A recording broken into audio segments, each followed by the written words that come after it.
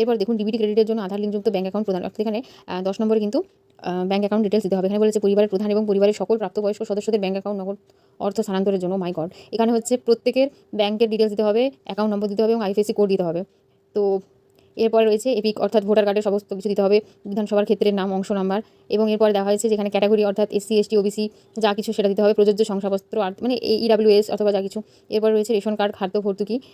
তো digital ration card আপনাদের থাকলে হ্যাঁতে ক্লিক করবেন না, তো যদি হ্যাঁ হয় তবে কার্ডের ধরন উল্লেখ করবেন, কীরকম পান আপনারা সেইভাবে বলা হয়েছে।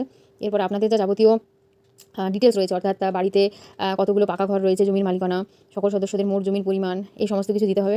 স্বাস্থ্য বিমা কী কী আছে সেটা দিতে হবে। আর কোনো সদস্য কি আয়কর বা পেশাগত কর প্রদান করেন, যেটা দেখুন লক্ষ্মীর ভাণ্ডারের ক্ষেত্রে কিন্তু এত কিছু ছিল না। এখানে ওনারা পুরোপুরি দেখে নিচ্ছেন যে কেউ আপনার পরিবারের আয়কর মানে ইনকাম ট্যাক্স প্রদান করেন কিনা। তো এখানেই বোঝা যাচ্ছে যে ওনারা সমস্ত ডিটেলস কিন্তু ওরা নিচ্ছেন এবং এর ভিত্তিতে আপনার নির্ধারণ হবে যে আপনি আদৌ পাবেন কি পাবেন না। তো যাই হোক, যদি পেয়ে থাকেন, এখানে যদি বলা হয়েছে যে প্রত্যেক মহিলাই পেয়ে থাকবেন, যদি কেউ চাকরি না করে থাকেন, ইনকাম ট্যাক্স পে না করে থাকেন, তো এত কিছু ডিটেলস দিতে হবে। তো খুবই একটা ঝক্কির ব্যাপার। কর্মসংস্থানের ধরন, কতজন সরকারি চাকরি করে, কজন বেসরকারি চাকরি করে, সমস্ত কিছু দিতে হবে। তো এটা আপনার খানিকটা মানে অনেক কিছু ডিটেলস আছে, এর মধ্যে যদি কোনোটাও যদি এদিক ওদিক হয় হয়তো আপনার টাকাটা মিস হয়ে যেতে পারে। এরপরে দেখুন শিক্ষিত, শিক্ষাগত যোগ্যতা সব কিছুতে দেওয়া হচ্ছে। তারপর রয়েছে যে সদস্য কি সাংবিধানিক পদ, মন্ত্রী, সাংসদ, বিধায়ক, পৌরস্থানীয় সংস্থা মানে রাজনৈতিক কোনো কার্যকলাপের সাথে জড়িত কিনা, সরকারি পেনশনভোগী কিনা, দেন তারপরে আছে জিএসটি অধীনে নিবন্ধিত আছেন কিনা, মোট বার্ষিক আয়। এবং আমার মনে হচ্ছে এখানে এত ডিটেলস দেওয়ার পরে ওনারা কিন্তু কাটছাট করে দেবেন, কারণ ওনারা বলেছেন যে যারা যোগ্য তাদেরকে দেবেন।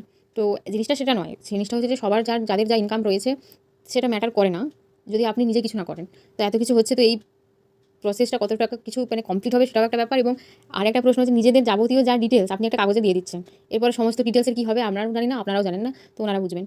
এবারে দেখুন সিএ আবেদনের বর্তমান অবস্থা সম্পর্কে লেখা হয়েছে, তারপরে কিষাণ ক্রেডিট কার্ড সম্পর্কে লেখা হয়েছে, কতজন পায় কী পায়, তারপরে এসআইআর যদি 2026-এ বাদ পড়ে থাকে ট্রাইব্যুনালে বিচারাধীন কিনা সেটা জানতে চাওয়া হয়েছে, তারপরে সামাজিক মর্যাদা বা নির্ভরশীল ব্যক্তিগণ মানে বিদ্যালয়ে অধ্যয়নরত পরিবারের সকল শিশুর বিবরণ, যদি কোনো ছোটো বাচ্চা থেকে থাকে কোন ক্লাসে পড়ে, হ্যাঁ কোন কতজন শিশু আছে, তো এইভাবে জানতে চাওয়া হয়েছে। যদি বেশি না থাকে মানে 4 জন ম্যাক্সিমাম দেওয়া হয়েছে, তো আপনাদের যদি সন্তান 1 জন থাকে বা 2 জন থাকে তো তাদের ডিটেলস দেবেন।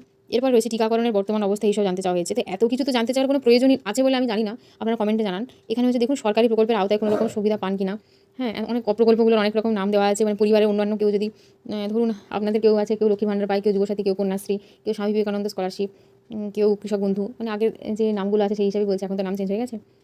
দেন তারপরে সব কিছু হলে অফিসার কর্তৃক প্রণীয় দিয়ে তারপরে আপনাকে একটা ডিক্লারেশন দেওয়া হবে। দেন তারপরে হচ্ছে পুত্র কন্যা বা যাই হোক আপনার নিজেদের ডিটেলস দেওয়ার পরে আপনাকে সাইন করতে হবে, নাম দিতে হবে এবং দেন ডেজিগনেশন।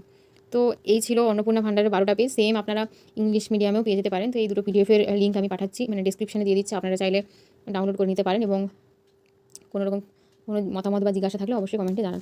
সবাইকে ধন্যবাদ জানিয়ে শেষ করছি আজ এ পর্যন্ত।